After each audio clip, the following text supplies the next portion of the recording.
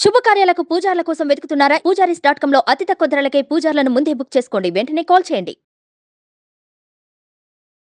అనుగ్రహద్విగుణ విశాలలోచనైః అనుస్వనద్విగుణగళద్రవామృతైః యతో యతః ప్రసరతి మే విలోచనం తతస్తతః స్ఫురతు తవైవ వైభవం.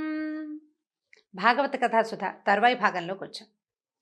అక్రూరుడు బలరామకృష్ణులిద్దరిని రథం మీద ఎక్కించుకుని బయలుదేరాడు. రథం తొందరగా వెళ్ళిపోతుంది. వెనకాల నందాదులు పాలు మీగడ వెన్న మొదలైన కానుకల్ని ధనాదుల్ని తీసుకుని బళ్ళ మీద నిదానంగా వస్తున్నారు. అయితే వీళ్ళు యమునా నదిని దాటారు. యమునా నది తీరంలోకి వచ్చాక బలరామకృష్ణులు దిగి నీరు తాగి మళ్ళీ రథంలో కూర్చుంటే అక్రూరుడు సాయంకాల వేళ అయింది కాబట్టి సాయంకాలం మాధ్యాహ్నిక విధుల కోసం ఏం చేశాడు, ఆయన నదిలోకి దిగాడు. స్నానం చేస్తూ చల్లని నదీ జలంలో అట్లా లోపలికి చూస్తే బలరామకృష్ణులు కనిపిస్తున్నారు కదా. ఏమనుకున్నాడు, రథంలో కూర్చున్నారు వీళ్ళు. మంచినీళ్ళు తాగి నీళ్లు తాగి రథంలో కూర్చున్న వాళ్ళు మళ్ళీ యమునా నదీ జలాల మధ్యలోకి ఎట్లా వచ్చారబ్బా అనుకుంటూ ఏం చేశాడు, మళ్ళీ వెనక్కి తిరిగి చూశాడు. చూస్తే ఈ వెనక్కి తిరిగి చూసేసరికల్లా రథంలో ఇద్దరు కూర్చుని స్థిమితంగా కబుర్లు ఆడుకుంటూ కనిపిస్తున్నారు. ముందు నేను రథంలో చూశాను, మళ్ళీ నీళ్లలో కనపడ్డారు. మళ్ళీ వాళ్ళు మొదటి విధంగానే రథంలో ఉన్నట్టుగా కనపడుతోంది. అయితే వీళ్ళు రెండు చోట్ల ఎలా కనపడ్డారు, నాకేమైనా భ్రమ ఏర్పడిందా, నీళ్లలో వీళ్ళు ఉండటం ఆశ్చర్యంగా ఉంది అని చెప్పి చూద్దాం మళ్ళీ అని మళ్ళీ నదీ జలాల్లోకి మునిగాడు. లోపలికి మునిగాడట. మునిగిచ్చేసరికల్లా ఎట్లా కనపడిందంటే, అక్రూరుడు చాలా మంచివాడండి, స్థిమితమైన బుద్ధి కలిగినవాడు. మనసు వేవరింగా పోయే మనస్తత్వం ఉన్నవాడు కాదు, స్థిమిత బుద్ధి, భగవంతుడి మీద అపారమైన అచంచలమైన భక్తి విశ్వాసాలు ఉన్నవాడు. ఆయన ఏం చేశాడు, ఈ నదీ జలాల లోపల అశేషమైన విశేషాలు కలిగినటువంటి ఆదిశేషుణ్ణి చూశాడట. ఎట్లా ఉందంటే, ఈయన 1000 తలల మీద 1000 మణులు, అక్కడి నుంచి పన్నగాలకి ప్రభువు, రాజవేషం. ఎట్లా ఉన్నాడంటే ఒక సర్పానికి కిరీటాలు పెట్టినట్టుంది. ప్రతి పడగకి కిరీటము మణి కనపడుతోందనమాట. చాలా గొప్ప అత్యద్భుతమైనటువంటి పరమాద్భుతమైన రూపం కలిగిన వాడైన నిష్కళంకమైన మెరుపు కలిగినటువంటి ఆదిశేషుణ్ణి చూశాడు. ఈయన ఎట్లా ఉన్నాడు, చూస్తున్నాడు అట్లా నల్లటి వస్త్రం ధరించి సిద్ధులు నాగులు మొదలైన వాళ్ళతోటి చక్కగా కొనియాడబడుతున్నటువంటి సర్పరాజును చూశాడు. మొట్టమొదటి ఈయనకేం కనిపించింది, చుట్టలు చుట్టుకుని ఉన్నటువంటి ఆదిశేషుడు ఆయనని సిద్ధులు యోగులు వాళ్ళు అంతా పూజిస్తున్నట్టు. మరుక్షణం కదలిక వచ్చింది, మళ్ళా మార్పు వచ్చింది. ఇలా ఉన్న ఆదిశేషుణ్ణి పానుపుగా చేసుకుని ఈ మధ్య భాగంలో పడుకుని ఉన్నటువంటి సౌందర్య రాశి అయినటువంటి పురుషోత్తముణ్ణి చూశాడు. ఆయన ఎట్లా ఉన్నాడంటే, ఇక భగవంతుడిని వర్ణన పరమాద్భుతంగా చేశారండి, చాలా అద్భుతంగా ఉంటుంది. స్వయంగా చదవాలని మళ్ళీ చెప్తున్నాను, జ్ఞాపకం పెట్టుకోండి. ఎట్లా ఉన్నాడంటే, మిసిమి కలిగినటువంటి మెరిసిపోతున్నటువంటి పసుపచ్చని పట్టు వస్త్రం కట్టుకున్నాడు. మేఘంలో మెరిసే మెరుపులాగా వక్షస్థలంలో లక్ష్మీదేవి మెరిసిపోతోందట. మూగిన తుమ్మెదలు చెదరగా ఆయన నాభికమలంలో నలుమోముల నందనుడు ఆడుకొంచున్నాడు. అంటే ఈయనకి దీంట్లోంచి నాభిలోంచి ఒక తామర పువ్వు ఇలా నాళం పైకి వచ్చి పువ్వు వికసించి ఉంది. దాంట్లో 4 ముఖాలున్నటువంటి బ్రహ్మ కూర్చున్నాడు. అక్కడి నుంచి కదిలినప్పుడు ఆయన అటు ఇటు కదిలితే పురుషోత్తముని కాలి అందెలు పదము క్రమము మొదలగు విశేషాలతో వేదనాదాలని వెలువరిస్తున్నాయి. అక్కడి నుంచి బ్రహ్మ ఈశ్వరుడు సనక సనందనాదులు సద్బ్రాహ్మణులు వేల్పులు అతని చరిత్రని శ్లాఘిస్తున్నారు. పరమాత్మని శరీర వర్ణన చేస్తున్నారు. రమ్యములైన శుభలక్షణాలతో కూడిన గోళ్ళు, పాదములు, మడమలు, మోకాళ్ళు, పిక్కలు, తొడలు, కటి ప్రదేశము, నాభి, నడుము, గర్భభాగము ఆదరముతో కూడినవాడు. అంటే చక్కటి అవయవాల కూర్పు, ఒకటి ఎక్కువ ఒకటి తక్కువ, ఇంత పొడుగు మనిషికి ఇంత చిన్న పాదం ఏమిటి అట్లా లేదు, ఆ అవయవాలకు సరిపడింది అనమాట. ఉత్తమ సాముద్రిక లక్షణాలు కలిగి ఉన్నాడు స్వామి. అక్కడి నుంచి శ్రీవత్సం అనే పుట్టుమచ్చ, వక్షస్థలం మీద ఒక పుట్టుమచ్చ ఉంటుంది, శ్రీవత్సం. చాలాసార్లు ఈ శ్రీవత్సం అంటే ఏమిటండి అని అడిగారు. విష్ణుమూర్తి హృదయ స్థానంలో ఉండేటువంటి ఒక మచ్చ. అదేంటంటే సాముద్రిక లక్షణాల్లో ఈ మచ్చ ఉండటం కూడా ఉత్తమ సాముద్రిక లక్షణంగా చెప్తారు. ఇది విష్ణుమూర్తికే ఉంది, మన పురాణ పురుషుల్లో ఇంకా ఎవరికి శ్రీవత్సలాంఛనుడు అనే పేరు లేదు, విష్ణుమూర్తికే ఉంది. ఆయనకి ఒకరికే హృదయ భాగంలో ఇలాంటి చోట ఒక మచ్చ ఉందట. కౌస్తుభం అనే మణి వనమాల అని పేరు కలిగి పువ్వులు ఆకులు చేర్చి కట్టి మెడ నుంచి కాళ్ళ వరకు వేళ్లాడుతున్నటువంటి పెద్ద పువ్వుల దండ. అక్కడి నుంచి వీటితోటి విశాలమైన వెడదరొమ్ము కలిగిన వాడు, పెద్ద విశాలమైన వక్షస్థలం కలిగిన వాడట. అక్కడి నుంచి తెల్ల తామరల వంటి కళ్ళు, శంఖము, చక్రము, గద, పద్మము వీటిని చేతులయందు ధరించిన వాడు. చతుర్బాహువుగా చెప్తున్నారు, చతుర్భుజుడు ఈయన. సత్వగుణ సంపన్నుడైన వాడు.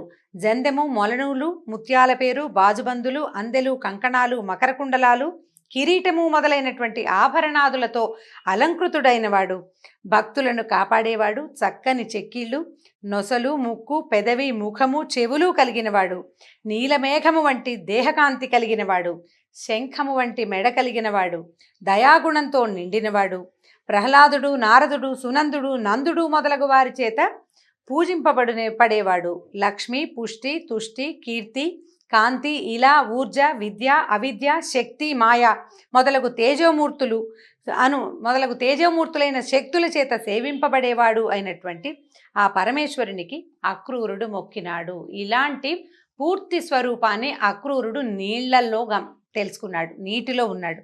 భక్తి సంభ్రమాలతో చటుక్కున చేతులు జోడించాడు. ఇంత పరమాత్మమైన రూపం ఒకసారి కంటపడేసరికల్లా డగ్గుత్తికతో దుఃఖం, ఆనందం, పరమాశ్చర్యం, నేను ఎక్కడున్నాను అనేది తెలుసుకోలేని ఒక సంభ్రమంలో ఇలా అన్నాడనమాట. అయ్యా, నువ్వు ఎంత అద్భుతమైన వాడివి, ఇలాంటి రూపంతో నాకు కనపడి దర్శనమిచ్చి నాకున్నటువంటి మాయని పోగొట్టావు నువ్వు అని అపరిమితమైన ఆనందంతో చాలా కీర్తించాడు. నీ వల్లే అన్ని ప్రపంచంలో ఉన్న సమస్త శక్తులు, సమస్తమైన విషయాలు, పంచభూతాలు అన్నీ నీ ఎందే పుట్టినాయి. నీ మహిమని చెప్పడానికి నేనెంత వాడను. వేద మార్గగాములైన కర్మయోగులు నువ్వొక్కడివే. వాళ్ళందరూ ఏమనుకుంటారంటే వేరువేరు పేర్లుగా భావిస్తారు. ఆ దేవుడు వేరు, ఈ దేవుడు వేరు కాదు. ఆ అందరి దేవుళ్ళ రూపాలలో నువ్వే ఉన్నావని తెలుసుకోలేకపోతారు. కొంతమంది జ్ఞానము కలిగిన వ్యక్తులు ఏమంటారంటే అది నిజం, పిపీలికాది బ్రహ్మాండ పర్యంతము విష్ణుమయమేనని చెప్తారు. అది తెలుసుకోలేని వాళ్ళు ఒక్కొక్కళ్ళు ఒక్కొక్క రకం.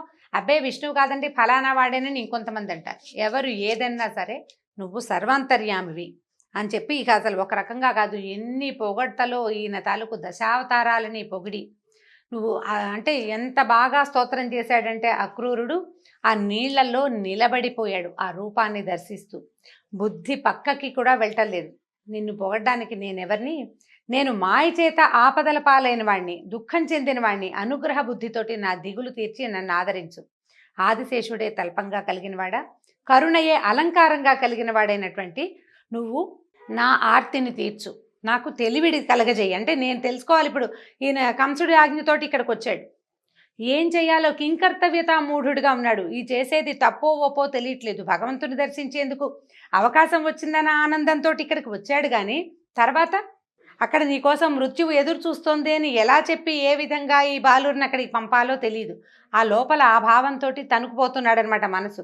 కాబట్టి ఈ రకంగా చెప్తూ ఎన్ని రకాలో నమస్కారాలు, ఎన్నో స్తుతి వాక్యాలతోటి అక్రూరుడు వేనోళ్లతోటి పొగిడినంత ఎక్కువగా భగవంతుణ్ణి ప్రార్థించాడు. అప్పుడు ఏం చెప్తున్నాడు చూడండి. నీ పాదాల జంటను చూపు నాకు. మేమందరం ఏంటంటే దాహం తీర్చుకోవడం కోసం పరిగెడితే ఎండమావులు కనిపిస్తాయి. నీరు కోసం పరిగెడతాం, దూరంగా వెళ్ళేటప్పుడు ఎండమావు కనిపిస్తుంది, దానికోసం పరిగెడితే అక్కడ ఏమీ ఉండదు. ఈ స్వప్న సమానాలు, ఈ ప్రపంచంలో ఉన్న విషయాలన్నీ కూడా ఎండమావులే. ఏమిటి, పుత్రులు, మిత్రులు, కళత్రము, గృహములు, ఇదంతా జంజాటం. దీన్నే మనం సత్యమని భావిస్తాం. ఇదే మన అల్టిమేట్ గోల్ అనుకుంటాం. కానీ అది నిజం కాదు. ఇదంతా మిథ్యాతత్వం.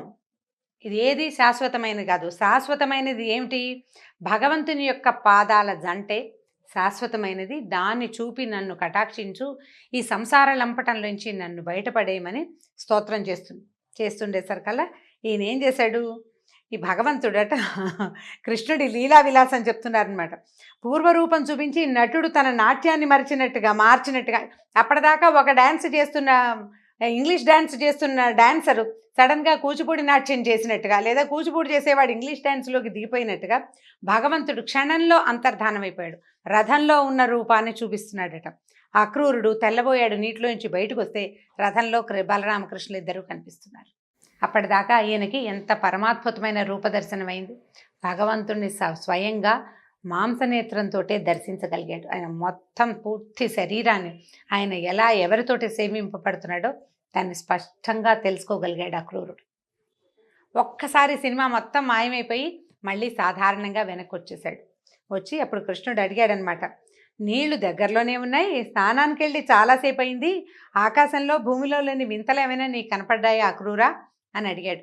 అప్పుడు అక్రూరుడు చెప్తున్నాడు అనమాట, నీలో లేని వింతలు ఈ లోకంలో ఎక్కడైనా ఉంటాయా తండ్రి? ఇక నువ్వు ఎక్కడా ఉండవు, నింగిలో ఇంకా నీళ్ళల్లో ఏముంటాయి, విచిత్రాలన్నీ నీలోనే ఉన్నాయి స్వామి అని చెప్పి నవ్వాడు. అప్పుడు సాయంకాలానికి ఆ సమయానికి మధురాపురి చేరేటట్టుగా రథం నడుపుతూ తీసుకెళ్ళాడట. ముందుగా వెళ్ళిన నందుడు మొదలైన వారు పొలిమేరలోని తోపులో బస చేసి ఉన్నారు.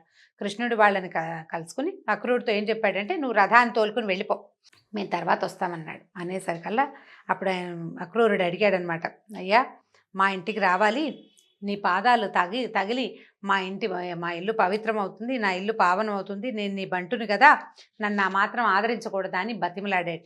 అప్పుడు కృష్ణుడు ఏం చెప్పాడంటే, తప్పకుండా, అయితే యాదవ వంశానికి శత్రువుగా సంచరిస్తున్నటువంటి కంసుడిని సంహరించిన తర్వాత నీ గృహాన్ని సందర్శించడానికి వస్తాను, ప్రస్తుతానికి నువ్వు నగరానికి వెళ్ళిపోమని చెప్పి పంపించేశాడు. ఈ విధంగా శ్రీకృష్ణుడు చెప్పగా అక్రూరుడు నగరంలోకి వెళ్ళి రామకృష్ణులు వచ్చారని కంసుడికి తెలియజేసి తన ఇంటికి వెళ్ళిపోయాడు. ఆ తర్వాత కృష్ణుడు అపరాహ్న కాలంలో బలరామునితో గోపకులతో కూడిన వాడే మధురా నగరాన్ని ప్రవేశించాడు. తర్వాత ఏం జరిగిందో వచ్చే భాగంలో తెలుసుకుందాం. నమస్కారం.